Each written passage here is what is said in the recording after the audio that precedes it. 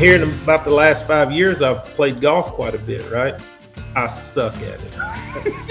I'm worse than Charles Barkley. I'm that bad.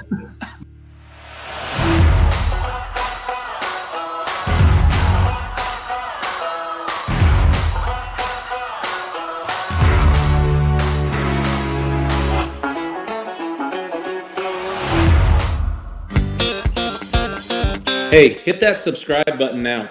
You're going to like it.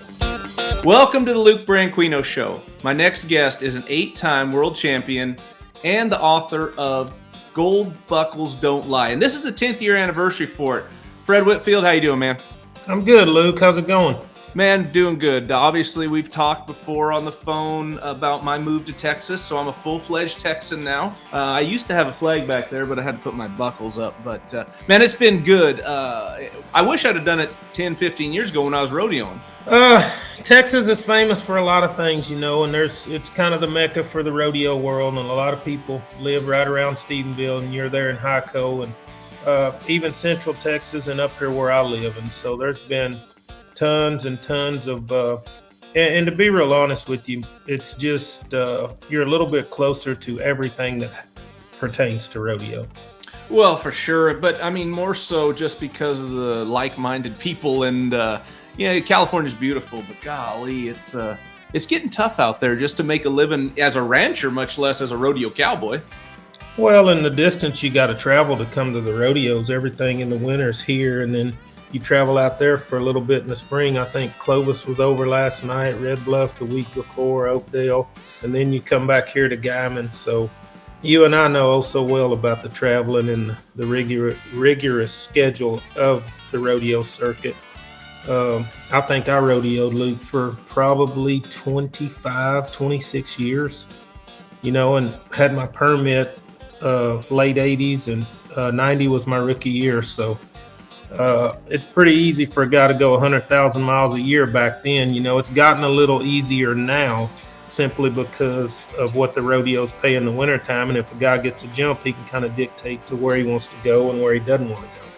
Yeah, and we were talking earlier, and you mentioned it has been, 18 years since you've won your last world championship? 2005, 18 years ago.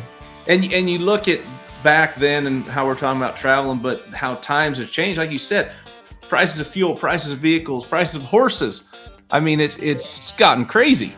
It really honestly has. And I watch a little bit of rodeo still, and I'm not as involved as I used to be, but I've got a couple of horses that I'm training, and I've got, 4 schools the rest of this year. I think I got 1 in June, 2 in July, and 1 in August so far. So I'm involved a little bit, kind of at a distance. I don't do much as far as the rodeoing, and I don't compete at all anymore. But I love the fact that I've got, I think I got 6 horses out at the ranch. And you notice here in my background, I'm going to tell on myself. We decided when I got done with the sport, I live in a new place. I don't live in Hockley anymore, and we bought this house 5 years ago, and it's in Magnolia, kind of a little bit west of Interstate 45 by Lake Conroe. And so I've got a trophy room, but obviously I'm not in there right now because it's a little cluttered. Well, you have plenty of trophies to kind of figure out where they got to go. Oh, yeah. I think there's 25 or 6 saddles in that room back there. And I've got countless number of belt buckles and stuff. And we kind of took it off display. I know a lot of people don't like that, but I mean, at one time I had to get the rodeo world out of my system so I could move on to something.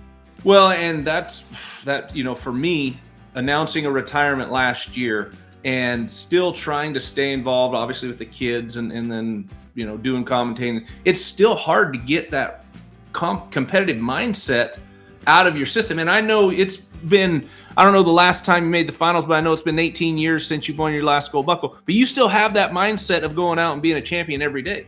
Well, yeah. And I mean, I had to take that to my next life, and I'll be real honest with you, Luke. While I was rodeoing, I was consumed with rodeo. Yeah. That's all I'd done. I mean, I didn't do much outside the sport, and it was almost to, I heard a couple of people talking the other day. I mean, you're almost crazy.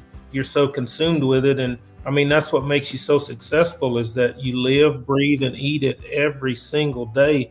And I mean, we would go to rodeos and they would load up and go play golf. Hell, I was looking for a place to practice. Right. They'd go play basketball. I remember one year at Fort Smith, Jeff Chapman and some guys were playing basketball. And I want to say at the time he was probably ninth or 10th in the world, and he broke his ankle playing basketball. So I never would jeopardize what I was doing for a living to go have fun. And I mean, there was a few occasions where we'd load up and go fishing, but I Right. mean, the only thing that happen with fishing is somebody sling a hook, maybe hit you in the eye or hook you or something. But there wasn't going to be, much activity for me outside of finding a place to practice. And I mean, just day in and day out, just honing my craft. And I mean, I'm not bragging. I'm just telling you that was one of the reasons why I was so successful, because everything that I'd done the years that I rodeoed, it was generated towards being successful at the next rodeo. Well, and you have to have that mindset. You look at any of the past champions, the greats, that consumed their life for that period of time, and that's why they were so good. For me especially, when I was home, I was still thinking of rodeo, and my family suffered for it. Oh yeah, no doubt. And anybody that's had success like you and I, there's people that suffer, and it's usually the people that's closest to you. You Um, dang right. and you have, if you want to be that competitive and be that much, or be that winner, you have to do that. And fortunately for me, and same for you, your family was always there supporting you, even though they knew how selfish it was. Yeah, and I'll tell you another little stat. I lived over there at Hockley for almost 25 years, and I never had lights at my arena because of it. Because if I went somewhere and it didn't go good, I would come home and I'd be out there at the arena all night long. And I made my wife a deal. I said, I'll never put lights up here because that's where I spend most of my time.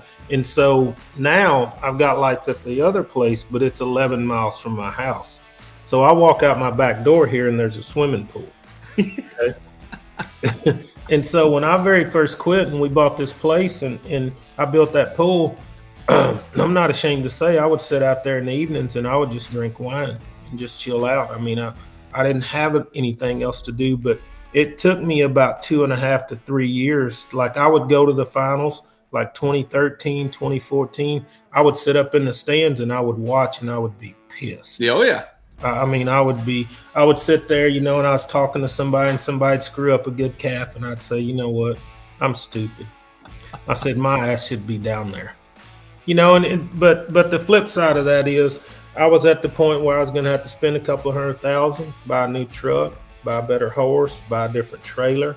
And I said, you know what? And Luke, and I guess in 2014, I missed the finals by just a little bit. In 2015, we were doing something different that we were all involved in. And Right. then 16 rolled around. And so it's just, I'd had so much success to mediocrity didn't appeal to me very much. And so I made the decision to quit. All your friends are, oh man, you still got it when you go tie one down and make a decent run. But those runs were few and far Yeah, between. exactly. You know what I mean? Oh yeah. The guy would have a pretty big win here. And in his mind, he's thinking, yeah, and his heart's going, shit, you can still do this. Let's go. Let's give him one more chance. You know what I mean? Another thing, too, that nobody really talks about is I seen a lot of great cowboys hang around too long. Yeah, exactly. A lot of great cowboys that just hung around, cling till there was absolutely nothing left to do. We would beg, borrow, and steal just to run another one. I mean, it comes to a point to where you got to decide, hey, there's life after the sport. Right. Because the sport's going to continue. The sport is going to continue, whether it's Luke Branquinho, Fred Whitfield, Cody Old, Joe Beaver, Roy Cooper. I mean, we could go down the list forever. And so I started looking at the realization of there's going to be opportunities outside of the sport because of what I've done. Exactly. In the business world. And I mean, I went to West Texas when I first went to work for this company that I'm working for. I mean, I got in the door of some of the biggest freaking corporations in the world just because they had passed over my name through the sport of rodeo. And I mean, it's opened a lot of doors, and I'm real thankful for what I'm doing now. And I mean, it's a job. I like it. There's days when I don't like it. There's days when I didn't like rodeoing. Right. But it provides a decent living for me, and I enjoy it. I get to meet new faces, and and travel just a little bit. But man, things are great for me. I wouldn't change a thing. Well, going back to what you said about just hanging on, and we've seen it in our careers. We've seen those greats that just want to get back there. That was something that always scared me. It didn't scare me. I don't know the right word for it, but I didn't want to be that guy that was so successful and then you're just still there and you're seeing me make runs and kids that looked up to you and idolized you like, oh my, why is he still doing this? I didn't want that to be where I was at in my career if I was still competing. Right, I'm with you on that. I mean, I felt the same way at the time, but because I mean, deep down inside, we absolutely know. And I mean, I roped at I think Redding, California, or Red Bluff in 18, and made a really good run on my second. I think I won second around out there in 2018, and everybody's like, man, you ought to be doing it. And I'd made a deal with Casey Buteau, and he bought a bunch of horses and a big rig and this, that, and the other. And then a few days later, I got hurt at Clovis. And after I got hurt and they wanted to fuse my neck, I said, this is the beginning of the end. And I mean, it was really starting to set in. I mean, I was roping good and didn't have no money so I was having to travel to have a chance to get into some rodeos, right? Because I hadn't done it since about 2014, right? And so, I mean, I was on cloud nine and then got jerked off my horse over there at Clovis on a calf that probably should have won something on. And man, they were talking about fusing my neck, and I put it all down right then. When I went to come home and went to the doctors, and I got 3 different opinions, and they said, if we put a rod in your neck, you may never ride another horse. And so I just quit. And the very next year, I got an invite to Houston. So, but I hadn't roped from Clovis up until about September. And I picked up a rope and started swinging it again. And I thought, you know what? One last hurrah. And lo and behold, they invited me to Houston, and I won my group, and I made it out of that group, and then to the next deal. And hell, I was in the semifinals and missed making it by 4/10. And I said, this is my farewell song right here. I'm done. I said, there's no need to keep prolonging the inevitable, because a real good friend of mine that played basketball for a long time, and I mean, a lot of people say it, Father Times is undefeated, no matter how good you are. That's the truth, and and even though your heart and your mind are telling you, your body's the one going, listen here, bud, we ain't gonna be able to do this much longer.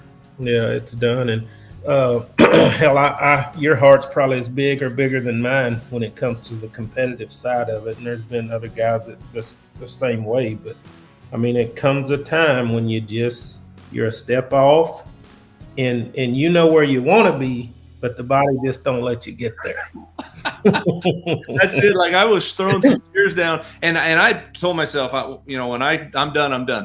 Well, Cade's starting to shoot dog, so kind of getting back into it. Now he's wanting to jump steers, and so there were some steers, and I threw one down. I'm like, damn, that felt pretty good. I could do this again. I'm like, walk back to the chute limping. Back to the chute, and I'm like, no, I think I'm done. But getting to be able to go home give you an opportunity to, the girls, they're not much to do with rodeo, but out of the house now.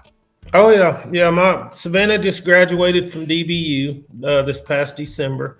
She's got a bachelor's in business, and she's actually going to school to get a real estate license now. And she's had a few job offers.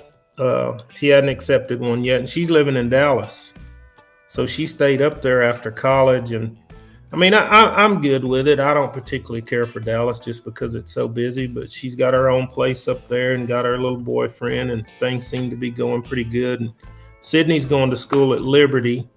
She got redshirted last year, so hopefully she'll get to play some this year. And I think she's due home here around the 8th, but she left in July, and she only came back for Christmas. They had volleyball tournament during Thanksgiving last year, so she's only been home twice since she went off to school. And man, she's grown up a lot, though. Her mom was they were really close, and I'm close to Sydney. I'm close to both my girls, actually, but they were really close, and she needed to get away for a little while just to kind of grow up and learn that mom's not always going to be there and not always going to wait on your hand and foot. Well, through the joys of social media, getting to kind of watch your girls grow up and really athletic in the volleyball, playing the volleyball, which I don't know anything about that sport. It was all rodeo and in baseball with the boys, but man, that's some intense stuff right there. Like they're getting after it. It really honestly is. And I'm embarrassed to tell you this, but I didn't learn the game for as long as my girls played it. I would just go and sit up there, and you know how competitive dad is. If and here's another thing too, Luke. You'll know this. We were always individual competitors. You know what I mean? And it's hard to bring a guy in that controlled his own destiny his whole life, made his schedule.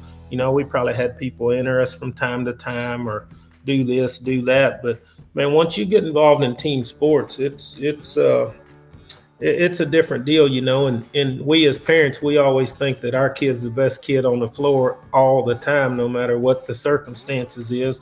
And my girls are different, you know. One's more like her mom, and one's like me, kind of fiery, and will get in your face and let you know a few things. And I would get caught up in the game way too much and get way too upset because here again I hated to lose. And Right. that's what made me such a great winner, in my personal opinion, because I absolutely hate to lose. Whether we're rolling marbles, whether we're fishing, it just doesn't matter. I mean, I'm competitive at everything. And here in about the last 5 years, I've played golf quite a bit, right? I suck at it. I'm worse than Charles Barkley. I'm that bad.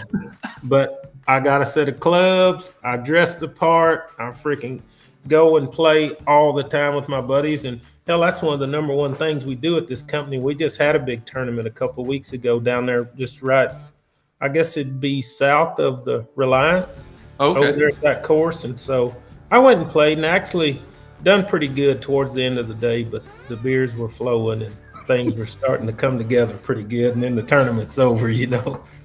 Well, if you'd have took a little time when you rodeo and played golf, you might have been able to pick it up a little faster. Golf wasn't paying me nothing. That's exactly right. Golf wasn't paying me nothing. So I was making a living roping, and that's what I focused on, man.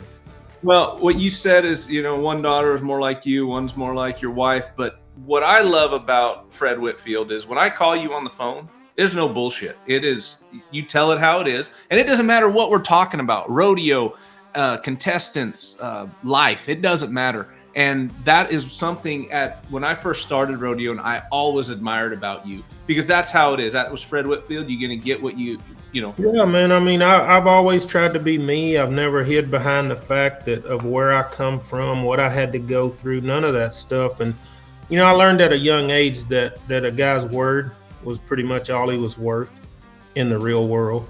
And so, I mean, if it's black, it's black. If it's white, it's white. I'm just going to call it the way I see it. And I mean, a lot of people didn't like it along the way, but I mean, I was always honest. I mean, never really deliberately screwed anybody over in the world of rodeo. And so that's just one of the things that I learned early on because, I mean, help. You've read my story and been around me enough to know that come from a broken home, all the things that really wasn't supposed to succeed. And throughout my life, I had a lot of people help me along the way to succeed in a sport that not very many African Americans competed in. And so if I told somebody I was going to do something, then by God, I did it.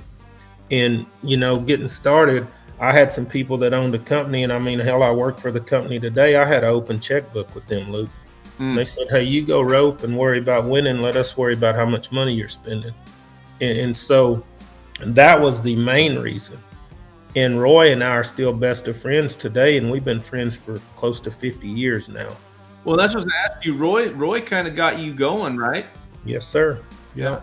And I work for Moffitt Services now, which there's 3 owners because they sold it a few times, bought it back, got it here and there. But I bet we're at close to about 180, 190 employees now. Wow. And we do business all over the world. We don't say we're nationwide, but we go anywhere. And so I'm in outside sales, and a lot of people don't know this, but when I very first started over there, hell, I started driving a truck.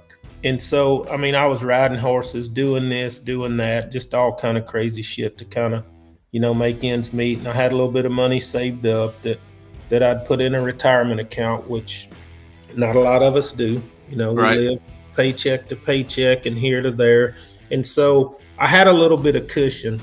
And I told my wife, I said, I got to find something else to do. I said, the roping deal's not going to work out. I mean, I was riding outside horses. That's a lot of work. I got a couple over there now that I play with. But long story short, I went to Roy and I said, hey, man, I need a job. I want some insurance and some financial security. And he said, well, man, he said, I ain't got a lot open right now. He said, but why don't you start pulling a little Thunder Creek? And it's a little fuel cell you hook behind your truck, and you just go around from customer to customer. You may unload 10 gallons over here and 200 over there, and it held about 900.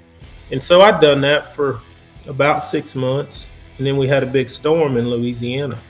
So I took off over there, and I stayed for almost 3 months, and I made quite a bit of money. But I'd work 7 freaking days a week, and I got home, and so we sat down and we were talking, and he said, man, there ain't no real future in that driving that little Thunder Creek deal. And I said, nah, probably not.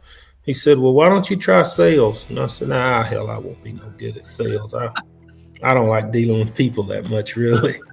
And so he put me with one of his best sales reps, man, and I traveled around with him for a couple of months. And then I started venturing out to West Texas, and I mean, that's when things really picked up. And I got to do some business with XTO, which is Exxon, and then I picked up High Crush, and we're rolling right along. And I'm selling fuel like hand over fist. I mean, it was almost like shooting fish in a barrel, which is a bad analogy. And so it was actually coming too easy. And then all of a sudden the pandemic hit. And so I had to bring my butt back home, and I didn't really have a client list here. So I was starting all over because, man, I started getting phone calls, and this company's stopping drilling, and this company's shutting down, and this company's going here. And I was like, oh, shit, what's going to happen now? He said, one good thing about it is the more you can do around here, the less likely we are to get rid of you. He said, I said, shit, I'll drive a Thunder Creek. I'll do whatever. It don't matter to me. And so I did that sparingly, but I mean, the sales has picked back up. So, I mean, everything's good, man. We've been so freaking busy, and I haven't traveled. I went to George West probably 2 weeks ago. Is the first time I've been out of Houston in probably a year. Oh, wow. Soliciting customers. And I mean, hell, I get a lot off LinkedIn, Facebook. Right. Man, I have people call me every freaking day. As bad as I hate it, that's why I had these glasses on, Luke. I never used to have to wear these suckers till I start sitting looking at this computer and tapping on this keyboard all the time. And my eyes, man, it's terrible, dude. And I didn't grow up in this computer world, so I'm a little bit behind there too. Catania Brothers Extra Thin Cut Beef Jerky is a nutritious snack to staying fueled while you're out on the road. It's easy to eat and comes in a variety of meat-forward, satisfying flavors, including original, black pepper, hot pepper, mesquite, which all have no sugar, plus their teriyaki flavor. Each small batch meat snack is packed with 15 grams of protein per serving and is made from solid strips of premium beef sourced exclusively from the USA. The jerky is dried low and slow on steel rods in hot brick ovens, marinated in apple cider vinegar and seasoned with spices, hand mixed daily. Visit www.cataniobrothers.com and use code Luke15 for 15% off your next order. Make sure and follow them at Catania Brothers on social media.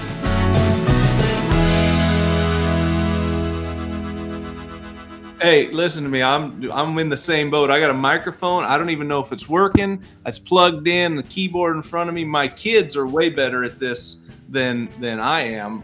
That's for damn sure. Because, like you said, I wasn't at this stage of rodeoing, but I can remember Santa Maria, California, when I was a kid. The payphone booths where guys could ride up on the horse and dial up to call Procom to enter. And you may be on hold. You may be sitting there for a half hour or longer. Hey, I'm going to tell you this, and because it needs to be said, we blew a truck up one time trying to get to the freaking phone booth to enter a rodeo. To get entered. You'd never guess who was driving when it happened. Who you got? Cody Old. That's a good. I'm going to have to write that down and ask you about that one.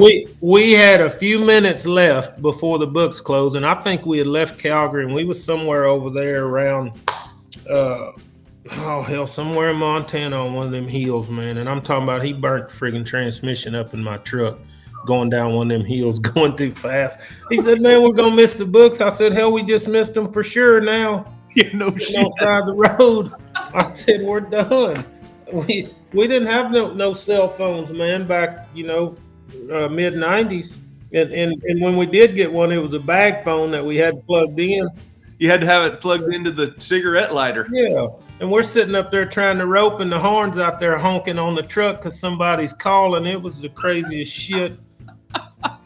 Uh, well, I don't know if I want to say that, but the modern day guys got it a lot easier than we did. I'll just say, especially when I started. How about booking plane tickets? They could do it in 2 seconds on their phone. Yeah.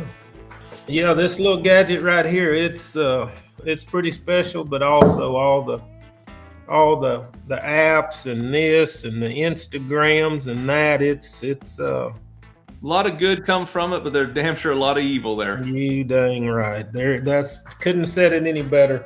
But so let's talk a little bit about rodeo. Like I said, I watch a little bit. I don't watch as much. I think it's gotten better as far as the payoff goes. I don't know how much. I know that people think a lot of things have changed, but the basic things about rodeo is still the same. For sure. I mean, the barrel pattern's still the same. As far as my event goes, a lot of guys can rope.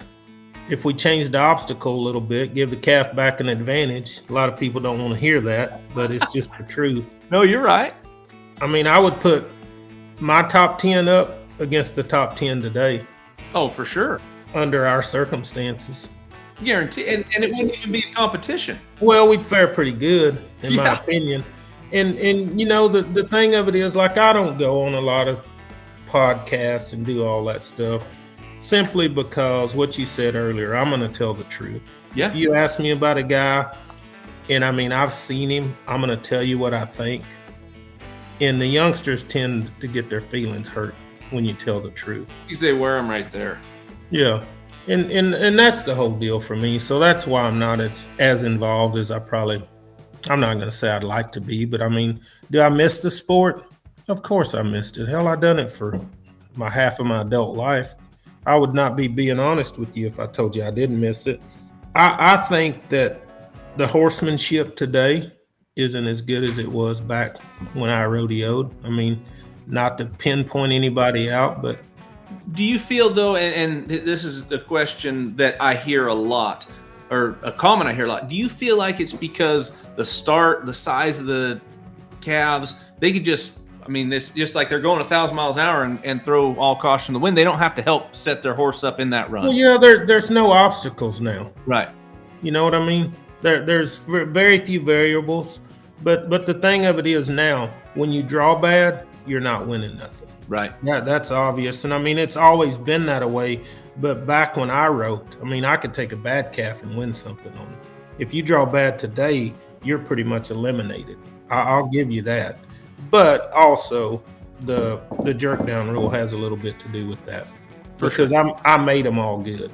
It didn't matter to me how bad one was, and I mean, a lot of guys, they always wanted to draw after me because they knew what Fred was going to do to one. Yeah. If he was bad, then he was going to be better the next time. You break an egg in it. But I've also brought some calves back to the short round that eliminated some guys along the way too. So I mean, it works both ways. I like the fact that rodeo's starting to pay. I'm not even going to say what it should, Right. Yeah. because it's still not there yet. You know what I mean? For But sure. also with that, it comes a responsibility for the guys to protect and preserve what's been done prior to them. Okay, so roping hadn't changed as much as everybody makes it out to be, and the breakaway deals helped a lot. Yeah. And back when I was qualifying for the finals all those years, I think I went 20 times. There was very few times that you had to give triple what a ticket cost in Las Vegas. I called out there last year trying to find some tickets for some friends of mine, and people were wanting crazy amounts. I didn't go. They were wanting crazy amounts of money. I think that generates from everything that they got going out there. There's so many kid ropings and Yeah, yeah. team ropings and now and stuff. And so I'll say this: it's probably gonna piss some people off, but it needs to be said. Okay, they don't have a junior Super Bowl with the Super Bowl, do they? No, you're right. So it needs to be focused more on the contestants than the outside world. That's just my opinion. Everybody's entitled to their opinion. Some people will like it, some people will crush me. So do you think for that to take that event somewhere else? Because I will say this: watching the junior NFR, it has helped raise the bar for these kids. But you're saying focus on the NFR and take that event somewhere else. Is that what you're thinking? That's exactly what I'm thinking. I Yeah. mean, it's the Super Bowl's only one day. Right. The World Series is a set of games. You know what I mean? But I just think that week, and the flip side of that is they got a team roping out there, bro, that pays more than what you can win at the finals. You are spot on right there. We're telling the truth here. We're not sugarcoating shit. We're talking about the real world. And I mean, that would make me scratch my head. Yeah, you damn right. Thinking, You wait know a what I second. mean? I just, but I gotta be careful because I mean I'm going to Vegas here in a couple of weeks. I don't need no hit out on me. That happened once.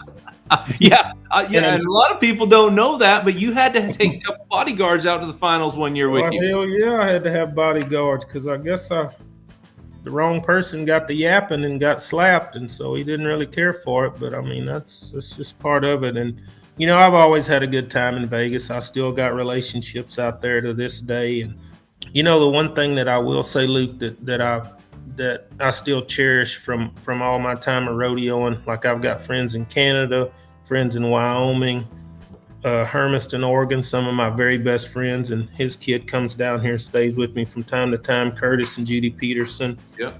And the relationships that I've built over the years.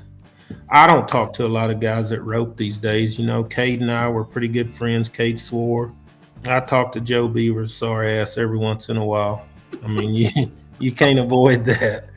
And so, but as far as I haven't talked to Brent Lewis in a long time. I talked to Strand a while back. Trent Walls, he calls me from time to time. It's a little different, but I mean, we all grow old and grow apart. Once the guy's not 100% into what he's done for a living the whole time, and most of them got families and got kids. Our kids are about the same age, and so I actually run into Kingsbury not too long ago. Charlie? Yes, I was in freaking Hawaii. He wasn't there, but I run into a really good friend of his while we were over there. So my wife and I, we went to Hawaii a little over a month ago. We went to Maui and spent about 7 days there, and that was my first real vacation from all the years. She'd been on 3 or 4 while I was rodeoing, and in I guess 20, when was it? Wasn't 17. Hell, it had to be 07 when I got hurt the finals in 06, and we had a vacation plan, and so in 07 they invited me to Calgary after all those surgeries, and I'd set out, hadn't rodeoed since December, and I told Tandy and Dr. Dawsett that I said, I'm going to be back there in Calgary. And they said, there ain't no way. Hell, I had C3 and 4 vertebrae surgery and then labrum and rotator cuff surgery from a roping accident prior to those 6 finals. And so Dr. Dawsett, he said, hell, there ain't no way. And I said, oh, yeah, I'm going to be back at Calgary. I promise you that. And so I worked my tail off, and we had that vacation plan right freaking during Calgary. Because I didn't think I was going to get to go. And man, I started getting ready and bought a new horse. And I told Cassie, I said, shit, I'm going to go to Calgary. I'll feel pretty good. I wasn't even ready to rope yet. I went to Reno, friggin' horse, just give $50,000 for him. Somebody circled me out there in the arena. I called, I was sick too. You hear me? I give all that money for this pretty sunblock. And I roped one right there. And the guy says, oh man, I forgot to tell you, you got to plug her ears during the perf. Oh, thanks. I'm like, are you flipping kidding me? So anyway, I go up there to Calgary, and I got one of my old horses with me, and I ride Gator up there till I win $118,000. I was gonna say you end up winning. Did you win second that year? No, I won it. First, All 4 of them guys screwed up. Trevor, Blair, and Hunter Heron. They all screwed up. And so I was the only one with the time. I was the first guy. I was come back fourth with 7 flat and won it. And I'm sitting on the fence and I'm telling Cassie the whole time, I'm watching them go out one by one after I roped right there at the bucking chutes. And I said, oh shit, I just won Calgary. They're screaming and hollering. So my dumb ass, if I would have just took that money and went home, I'd have been fine. But I'm rodeoing. I'm talking about plane, trains, automobiles, everywhere. I spent 35,000 of that money. Shit. I tracked it. No, I spent 35,000 trying to make the finals, and I missed it by 11 or 12. And I started rodeoing in June. And that was when Calgary money don't count. Obviously, if that money counts or half of it or whatever. Calgary didn't count. So, and that was probably the first year that I was a little bit disappointed because I knew that my ability, if I wasn't 100% right. There was just no way. I mean, I gutted it out.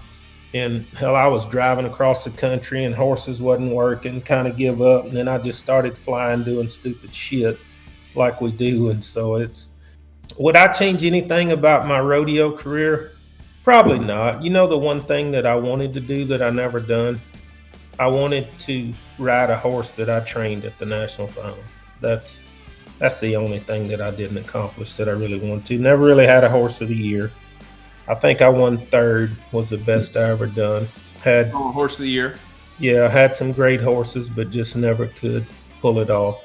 Okay, so back the horse of the year deal, it gets so damn political. It's worse now, and it was back then, but it wasn't as magnified as it is today. I can remember guys calling me and asking me to vote for their horse, and I just say, hey, dude, if he deserves to win it, he'll win it. Right. I never call and ask nobody to vote for me. And honestly, I never mounted a lot of guys. I mounted Herbert a little bit, Jim Bob Mays, Blair before we become enemies. Cody rode good, but he didn't get along with any of my horses. Joe probably rode a few. Roy rode a couple. I mean, I just never was just, hey, hop on and go. Right. But I would trade mounts with a few guys if they had a decent horse that I could ride down the way. You bring Cody up, and I mean, for me as a young kid before I started rodeoing to when I got to compete in these same arenas, you guys, I mean, there was always it was a battle between you. Yeah. Obviously, both amazing competitors, same goals, mine, go out there and win first, but what was it that drove you guys to that competitiveness between each other? Well, he got around me. Hell, everybody knew who Cody was, but he called me up one day, and I think it was his rookie year. He's going for the rookie, and I hadn't been around Cody much. I knew his dad a little bit and stuff, and so he got to coming over there at Hockley roping with me. And a good friend of mine, I'll say this too, and it's the truth. A good friend of mine come to me, and he told me, he said, don't mess with that guy. And I said, why? He said, he's the only threat there'll ever be to you right now. Don't mess with him. And I said, I'm not scared of him. Are you kidding me? And I probably should have listened. Simply because, how many buckles he got? 5 in the calf roping? 5 in the calf roping, yeah. He used to say I might have had 2 or 3 of them if I wouldn't have helped him. But I wasn't scared of him. And so Cody was just a fierce competitor, man. Right. And did he have all that prior to coming around me? Maybe not. But I mean, he just wanted to compete. And see, we had bad attitudes, honestly, towards competition. And a lot of people don't touch on that. But for me, if we were rodeoing together, you were part of the crew, right? But if you were an outsider, there was a little bit of envy. And I mean, I don't want to use the word hate because it's just not the right word. But I mean, it was like, I'm going to kick your ass, dude. Yeah. That's the only way it's going to be. So nowadays, like when I have a school, I mean, it's hard. A lot of people want to say that you're born with killer instinct. Not everybody's born with killer instinct. There's a few people that you can instill it in them. But you need to be around them for a while, and they need to learn your mannerisms and all the stuff that you do.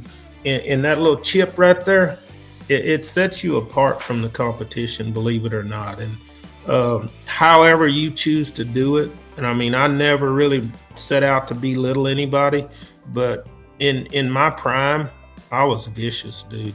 And I mean, there was times that I wasn't nice about roping because I knew the outcome before it ever was going to happen. Well, and I got to see that.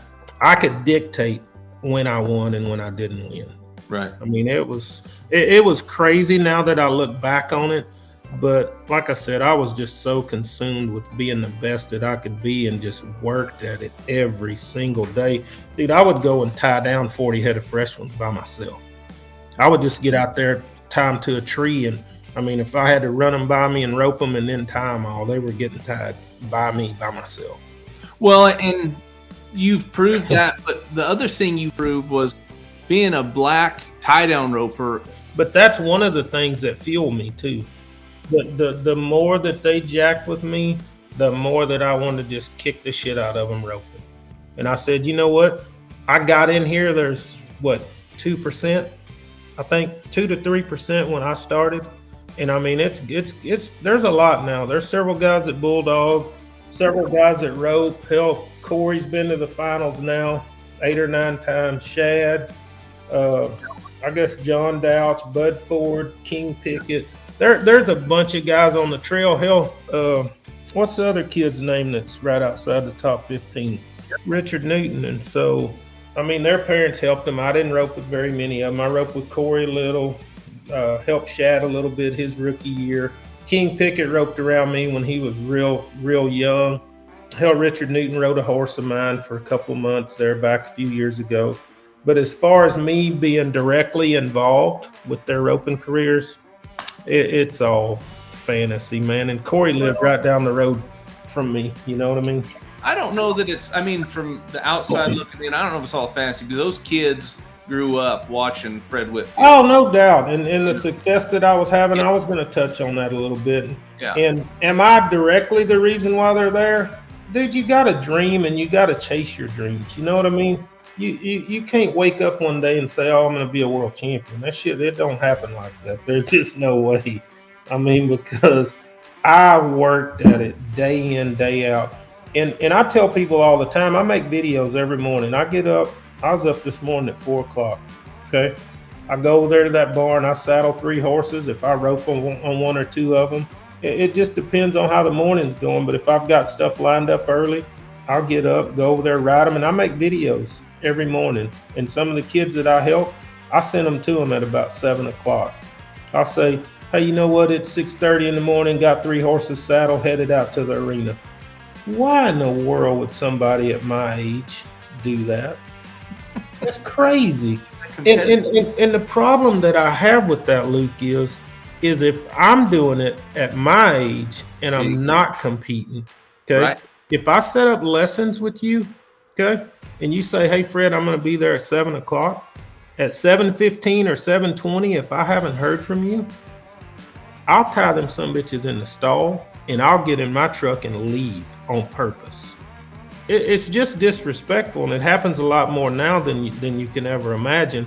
But the fact that I'm there and you're not there, I've won my world championships, and you're trying to go down a road that I traveled for a long time.